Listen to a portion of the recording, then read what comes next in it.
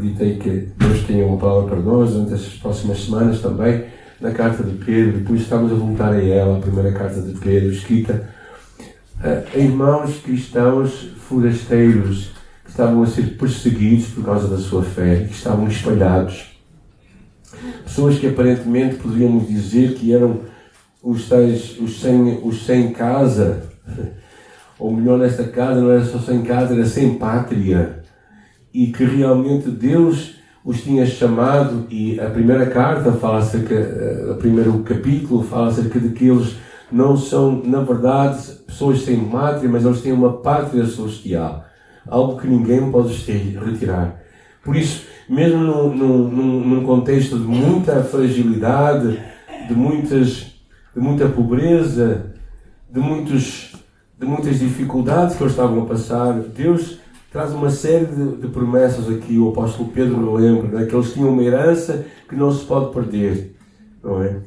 Que Deus os estava a proteger, e por isso eles eram pessoas que podiam ter esperança enfrentando aqueles desafios, porque sabiam que mesmo que as dificuldades viessem, aquilo estava a purificar a sua vida e a sua alma para serem quem Deus queria que eles fizessem, e que a salvação que estava guardada para eles, nada nem ninguém poderia retirar.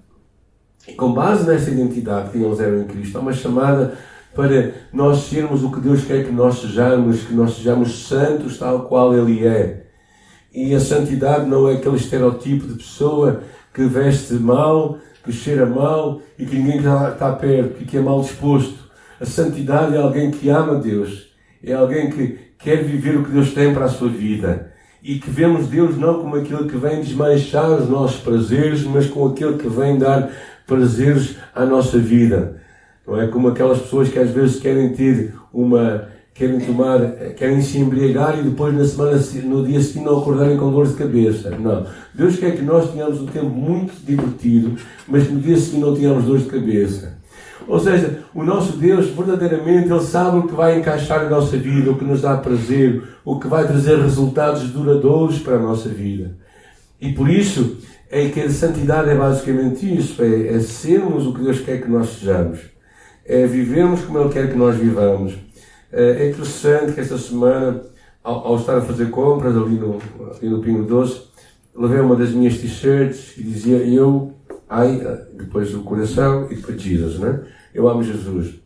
E então o rapaz olha para mim e diz assim: agora não te vou deixar sair. Agora vou estar de olho em ti. Eu disse assim, então porquê? Assim, porque ser cristão, dizia assim, não é muito difícil, assim. Mãe, não é. E na verdade tenho pensado muito nisto, porque verdadeiramente ser cristão não é uma coisa difícil. Na altura em que tu morres para ti e vives para Jesus, é a coisa mais fácil. Na altura em que tu compreendes que o que Deus tem para ti é a coisa melhor, então não é uma luta realmente, não é? Mas é uma entrega. E o segundo capítulo é muito interessante. Vamos ler o versículo 1 até o versículo 10, porque eu não quero que vocês fiquem muito tocados pela minha voz, porque ela é muito má para ouvir. Eu peço a alguém que possa ler o versículo 1 até o versículo 10, está bem? Para todos podermos ouvir. Capítulo 2 de 1 de Pedro. Portanto, livrem-se de toda a maldade e todo o engano, hipocrisia, inveja e toda espécie de maldicência. Como crianças recém-nascidas, desejem de coração o leite espiritual puro, para que por meio dele cresçam para a salvação. Agora que provaram que o Senhor é bom.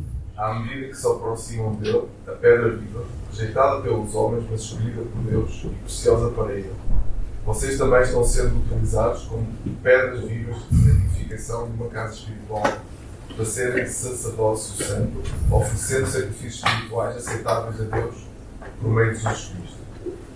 Pois assim é dito na Escritura: eis que ponho em Sião uma pedra angular escolhida e preciosa, e aquele que nela confia jamais será envergonhado. Portanto, para vocês, os que creem, esta pedra é preciosa. Mas para os que não creem, a pedra que os construtores rejeitaram tornou-se a pedra angular. E pedra de tropeço e rocha que faz cair. Os que não creem tropeçam porque desobedecem à mensagem, para também foram destinados. Vocês, porém, são geração eleita, sacerdócio real, nação santa, povo exclusivo de Deus, para anunciar as grandezas daquele que os chamou das trevas para a sua maravilhosa luz. Antes vocês nem sequer eram povo, mas agora são povo de Deus. Não haviam recebido misericórdia, mas agora a receberam. Amém? Glória a Deus. Nós vamos começar pelo fim desta passagem. Versículo 9 e 10, quem nós somos em Cristo. Porque realmente, quando nós conseguimos celebrar quem nós somos, então o que vem antes é relativamente fácil. Quando tu percebes que aquilo que tu és é mais importante do que aquilo que tu deixas, então tu verdadeiramente vais valorizar. Então, quando nós lemos ali o versículo 9 e 10, ele diz, vós sois ajudem-me aí em cima, por favor, está bem? Tudo bem. É aquele stress habitual, obrigado. Vós sois a geração eleita, sacerdócio real, nação santa, povo de propriedade exclusiva de Deus. Não é? Celebrar que nós temos uma identidade muito singular. A ideia de sermos povo, lembrando muito bem aquela promessa que Moisés tinha dito ao povo de Israel, sereis a minha propriedade peculiar dentre todos os povos. Imaginem Deus olhando para o universo de povos e olhando para um povo e diz, vocês sereis meus. Há tudo isto que é meu de alguma forma, mas vocês sereis meus de uma forma particular. E sereis um reino sacerdotal, o povo santo. Isto é repetido muitas vezes no livro de Isaías, no livro de Jeremias, que diz, ser-me-eis por povo, eu vos serei por Deus. E Paulo compreendeu isto muito claramente no livro de Efésios, quando ele diz, assim já não sois estrangeiros e peregrinos, mas concidadãos dos santos e sois família de Deus. Quando ele no capítulo 2 diz, porque Cristo é a nossa paz, a qual de ambos os povos fez um. A ideia de que Deus olha para nós como o seu povo especial. Deus olha para o mundo inteiro. Deus olha para a tua cidade. Deus olha para o teu prédio. Deus olha para a tua escola. Deus olha para o teu trabalho. E vê aquela gente toda e diz assim, tu és o meu povo especial. Isto é incrível. E a ideia da singularidade de quem nós somos. Não é?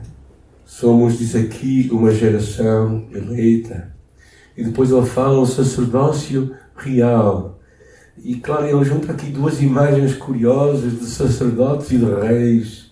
A ideia de que nós compartilhamos do reinado de Cristo, ao mesmo tempo que também do seu sacerdócio, no sentido de termos uma relação direta com Deus. Ou seja, cada crente tem um acesso direto a Deus e também é chamado a representá-lo no mundo em que nós vivemos. Esta ideia de sermos um sacerdócio real, termos um sacerdócio real, nos fala ao mesmo tempo da grande oportunidade e, digamos, o grande privilégio que é adorarmos este Deus de uma forma direta, ao mesmo tempo também que nos traz uma responsabilidade grande também de o representarmos aqui na Terra. E esta é uma imagem incrível que vem de quem Deus nos tornou, a ti e a mim. E depois ele tem muitas ideias aqui que eu não vou ter muito tempo para. Nação santa. A ideia de que nós somos separados do mundo para pertencermos a Deus. Uma santidade que nos é dada no momento em que nós conhecemos Jesus Cristo. E uma santidade que é trabalhada em nós, na nossa caminhada com Jesus. Para sermos o que Ele quer que nós sejamos. E depois ele fala uma outra ideia, povo de propriedade exclusiva. É tipo aquele vinho exclusivo, aquele vinho que nós gostamos, né? Aquela reserva exclusiva. Né? A ideia de sermos exclusivos significa que é só para Deus. Quando fala que somos propriedade exclusiva de Deus, era como se Deus dissesse, vocês sois só meus.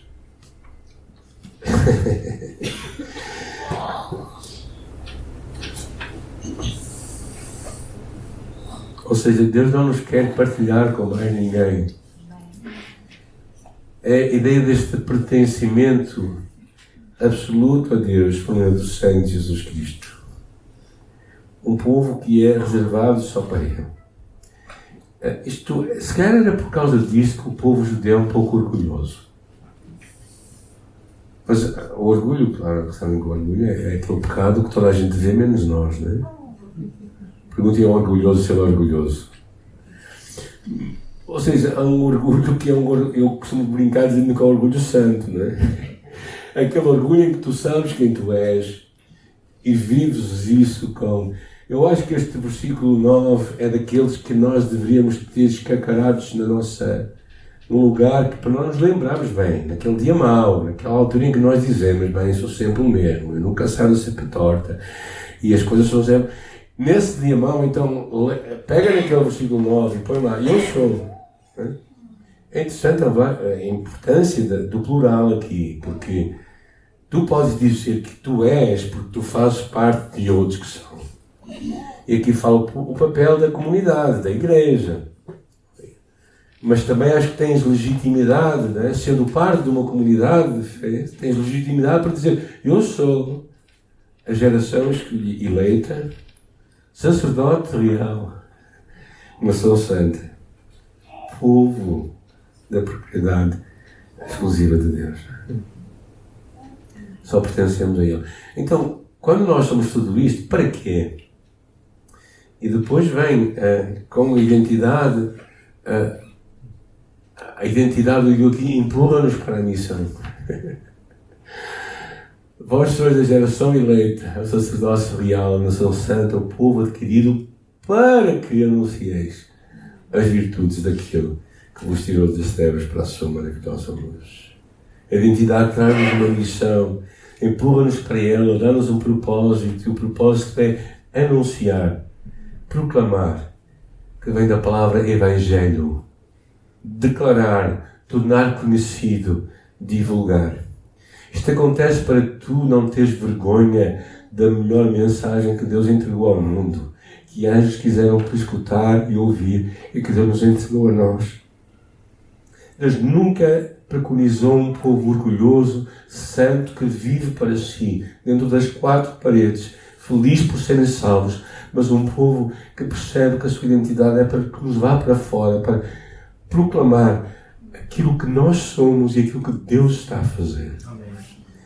Quando Deus nos chama, chama-nos para abençoar outros, para nós termos esta missão que é perceber, se Deus te coloca na tua cidade, no teu prédio, na tua escola, no teu trabalho, é porque Ele tem uma missão para ti. A tua missão é falar o que Deus está a fazer na tua vida e no mundo.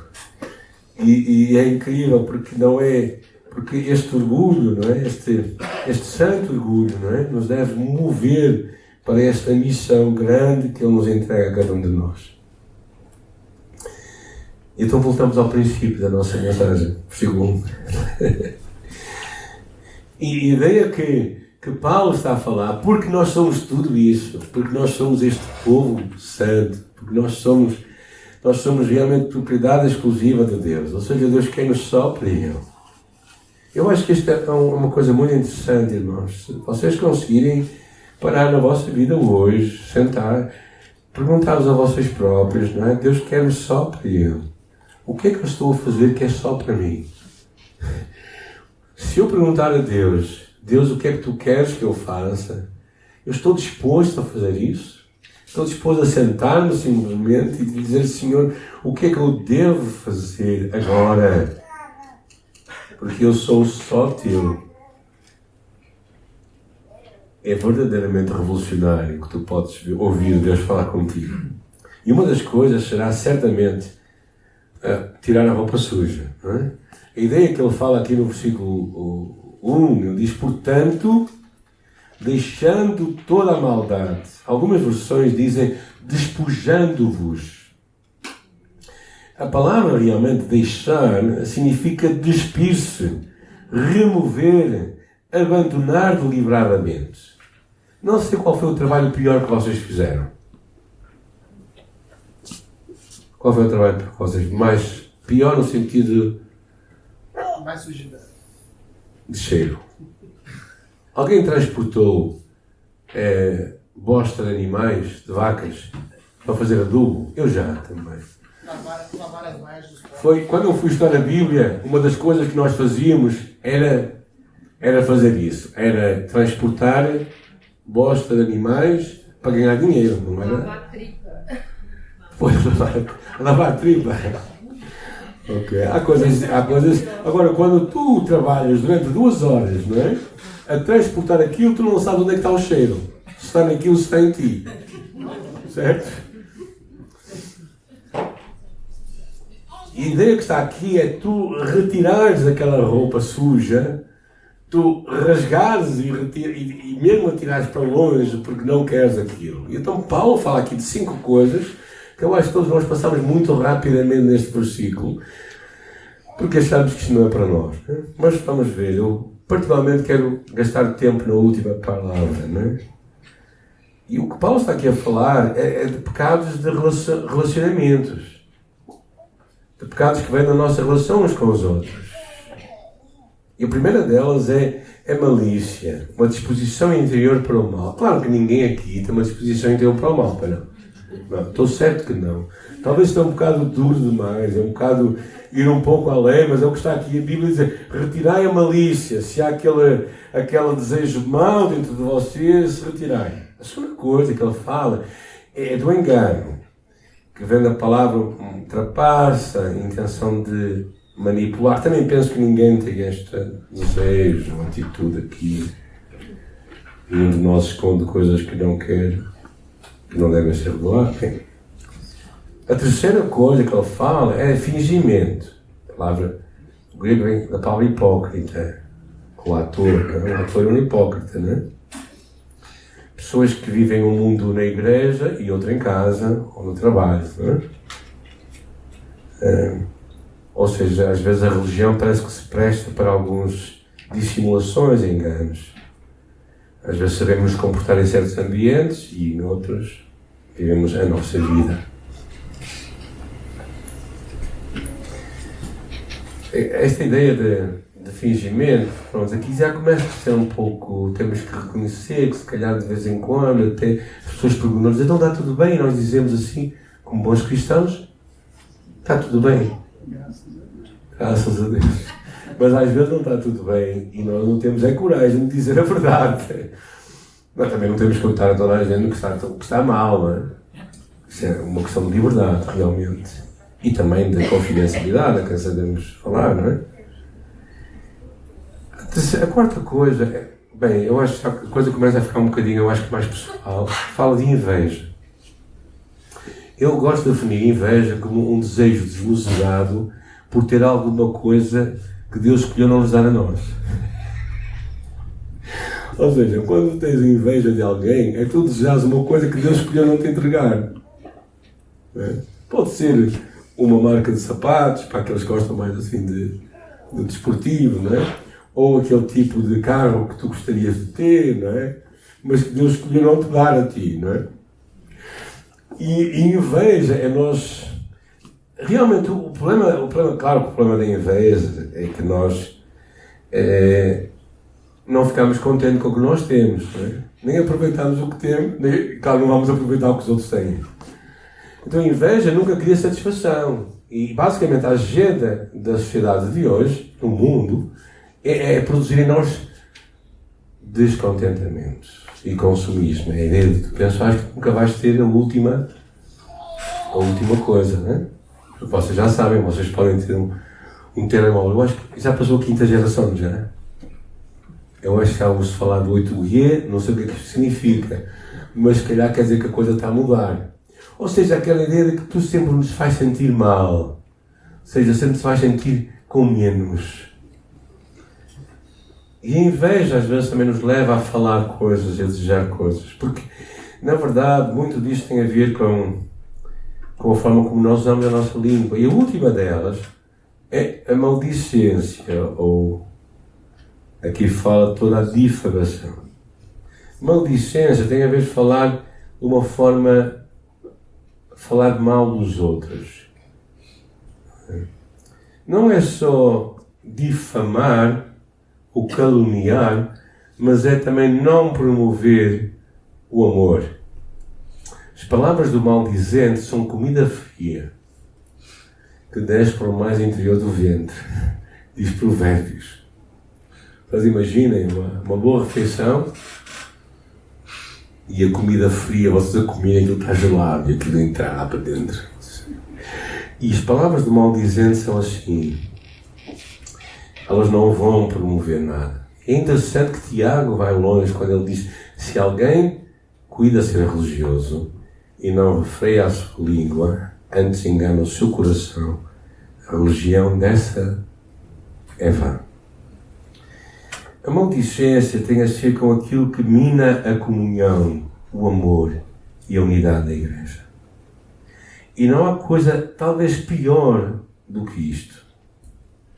Não há talvez coisa pior do que não promovermos a unidade da igreja.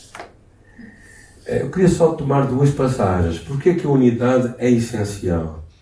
A primeira delas no livro de Salmos 133, que diz: quão bom e quão suave é que os irmãos vivam em união. E depois fala uma série de barbas que eu não tenho, porque eu escordo, não é? Mas depois no final diz assim: porque ali o Senhor ordena a bênção e a vida para sempre. Ou seja, quando nós não promovemos a unidade pelo nosso falar, nós estamos a ordenar, estamos a promover o quê? O contrário de vida é morte. O contrário de bênção é maldição. Então, quando nós estamos a falar e quando nós estamos a maldizer ou a falar mal de alguém, nós estamos a promover a unidade, nós estamos a quebrar um dos princípios fundamentais da igreja, que é a unidade e a vida. Na oração de Jesus também, lá no capítulo 17, a oração de Jesus a favor da sua igreja diz: para que todos sejam um, como tu, ó Pai, o és em mim e eu em ti, para que eles sejam um em nós, para que o mundo creia que tu me enviaste. Está aqui muito que poderíamos falar. A primeira coisa é que reflete a nossa unidade, tal como a unidade do Deus triuno, nós também, com Deus, somos um. Então, quando tu falas mal, tu estás a querer desunir ou separar uma coisa que tem que estar unida. E a segunda verdade que vem daqui, claramente, é que o maior impedimento para que o Evangelho muitas vezes chegue aos outros é quando nós não promovemos a unidade da igreja. Fala-se muito que essa é uma das maiores dificuldades em muitos países onde o Evangelho não alcança ainda, porque a igreja está desunida. E eu penso que a unidade é essencial para que a bênção de Deus venha sobre nós, para que a nossa identidade seja refletida e para que o mundo conheça o Evangelho. Então isto tudo com palavras. E Paulo e Pedro, nos diz para nós retirarmos tudo isto, como uma roupa suja que não presta. Porquê? Porque nós somos povo de Deus. A nossa identidade, quem nós somos, devia nos levar a falar aquilo que... Como que, às vezes, os nossos filhos, não é? Que de repente, em nossa casa não ouvem palavrões e de repente vão falar palavrões. E nós dizemos ao filho: mas aqui em casa não se fala assim. Não é esperado que tu fales assim. Mas as outras influências lá da escola e tudo isso, não é? Ou seja, porquê que eu estou a falar isto? A importância de nós realmente vivemos quem nós somos e ajudarmos. Se nós somos filhos de Deus, propriedade de Deus, então nós não vamos ter palavras a falar mal do nosso irmão. Basicamente, quando estávamos na Liberdade em Cristo, a terminar a turma lá, as últimas lições, não é? É como se tu olhasses para o teu corpo e começasses a dizer assim: pá, tu realmente és mesmo feio, pá. Mano, eu nunca te vi assim, pá, podia ser um bocadinho mais bonito. Começas a falar do teu próprio corpo e no final o que resta é o teu nariz, porque tu és o nariz, ok? Ficas com o nariz e só falas bem no nariz, mas o resto do corpo não presta para... Há muita gente, ao falar assim da igreja, do corpo de Cristo, está a falar mal de si própria e não se percebe. Então olhem para o espelho e digam, eu sou bonito também. Sacado. E lembrem-se que a Igreja de Deus, a noiva de Jesus, é bonita. Deus nunca a teria escolhido, mas Jesus nos escolheu a nós. E eu quero terminar com um desafio que o apóstolo Paulo também continua dizendo assim, dois desafios que estão aí, e de nós crescermos sem parar. A primeira delas, desejai o puro leite espiritual como bebés recém-nascidos. Alimenta-te da palavra. Desejar intensamente, anular o verdadeiro alimento espiritual. É uma ideia de um bebê que está a chorar para receber alimento. Hein? Sabem o que é isto? Se não sabem, eu posso vos dizer como é. Mas é uma coisa que vocês... Uma criança quando chora e pede de comer, ela quer mesmo comer. E não se vai calar enquanto isto não acontecer. Não vale a pena estarmos aí a dar a volta. E a ideia que era que tu e eu devíamos desejar assim a palavra de Deus. Devíamos buscá-la, devíamos... Por isso aquele Salmo 34 que está aí é uma ideia, é a mesma ideia que é provai e vede que o Senhor é bom. Provai a palavra de Deus, vede, que saboreai-a. A ideia de nós termos o prazer na palavra de Deus.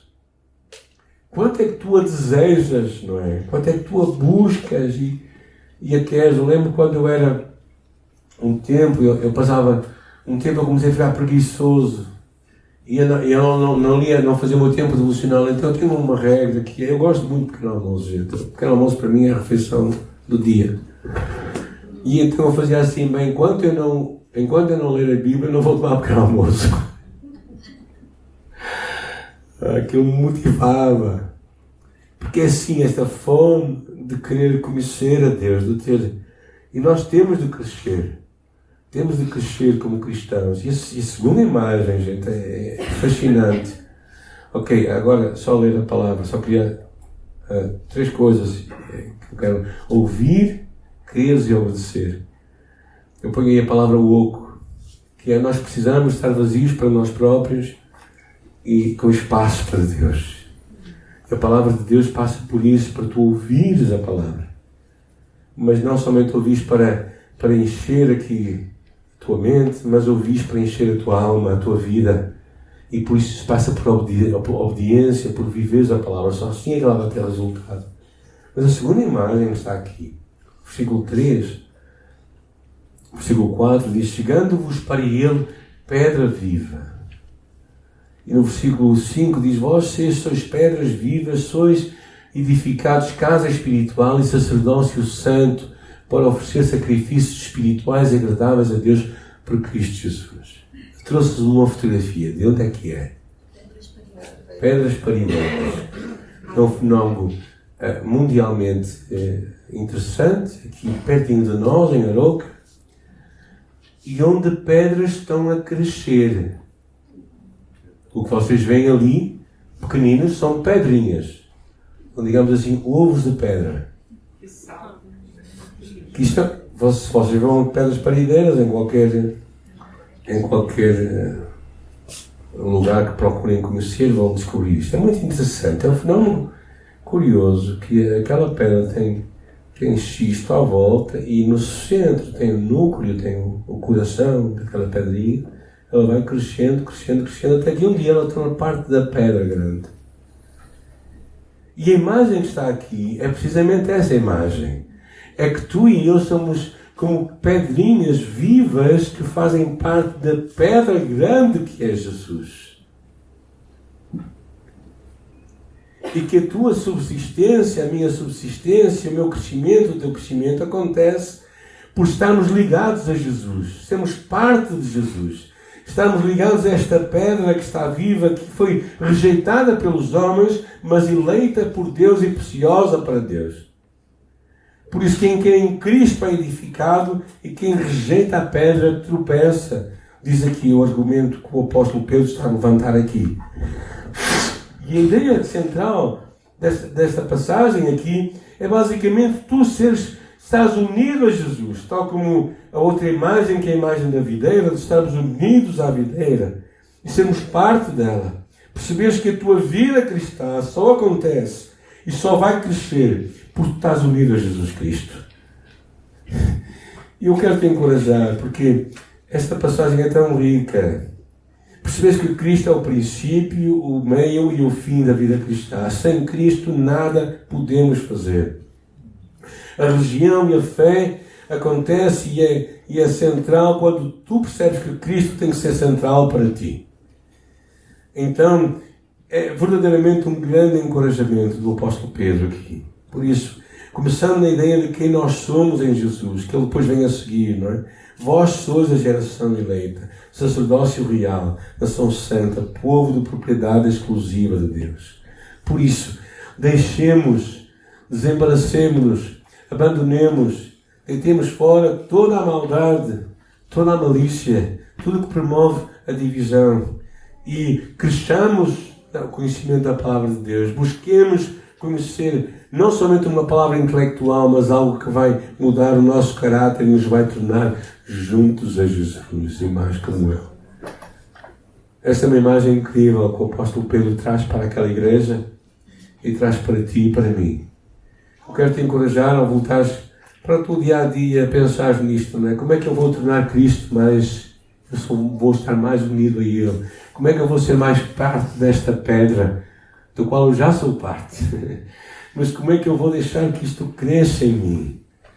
Como é que vou tornar a palavra de Deus mais realmente fulcral para a minha vida? Como é que eu vou desejá-la mais, buscá-la mais, entendê-la mais, deixar que ela funcione na minha vida para trazer mudança?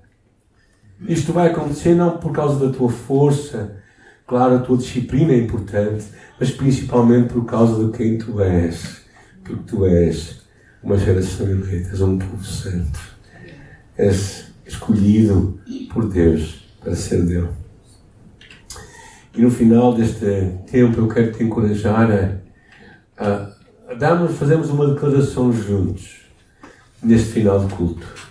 A declaração basicamente diz um pouco, é como que uma declaração-oração, no qual tu e eu somos chamados a celebrar. Então, o meu encorajamento para ti neste dia, não é que nós possamos, ao falarmos isto, possamos viver o que nós estamos aqui a declarar nesta manhã.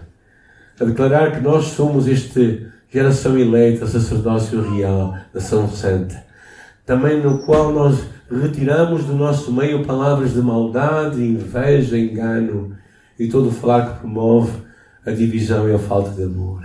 E um compromisso de nos alimentarmos da palavra de Deus e vivermos unidos a Jesus, a palavra de vida. Sabendo que contamos com o poder de Deus e o auxílio dos outros.